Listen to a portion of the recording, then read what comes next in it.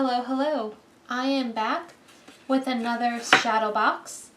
This time the shadow box, which is one of the Tim Holtz Vignette boxes, that is, let's see, this one is the 5.5 by 4 by 1.5 inch deep box. I'm going to be making a fall/Thanksgiving themed box. This box came to me as almost a challenge from one of my viewers, and I apologize if I'm saying it wrong, but it reads Hecate's Jinx. She follows me and she commented that she is looking for some ideas for Thanksgiving, because a lot of times we get tons of Halloween, we get tons of Christmas, and we have nothing for the fall in between the month of November. So I thought it'd be a good challenge to try to make a Thanksgiving fall themed vignette box. And what I'm going to do is I'm going to paint the box, and then I have this great bit of ribbon I picked up on clearance. I'm going to go ahead and wrap the box with to kind of give it a cool background.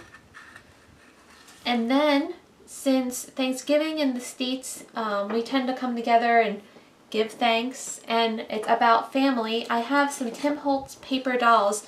This one's actually from the Christmas set, but it looked just kind of fallish with their coats on. That's going to end up in here with one of the Tim Holtz flashcards about family. And then we will probably end up with some leaves that I made. And even some pumpkins. So let's go ahead and get started. The first thing I want to do is I'm going to do some painting around the sides here. Now with fall, we tend to think of colors like burgundies, oranges, and olive greens. But I think I want to mainly stick with the burgundy for this box. So for now, I'm going to go ahead and paint on the top and on the insides, and we will go from there. Okay guys, so right in the middle, before I even got started painting, I decided I didn't like the idea of wrapping the whole entire box because I just love how this wood frame looks. So instead, what I think I'm going to do is I'm just going to do what you see here. I'm going to lay that in. I'm going to paint the top and bottom inside with the burgundy, and then I have a new leaf stencil from Tim Holtz that I may go around the edges with, and so that's the new direction we're going in. See, these things are constantly changing. So here we go. Let's try this again.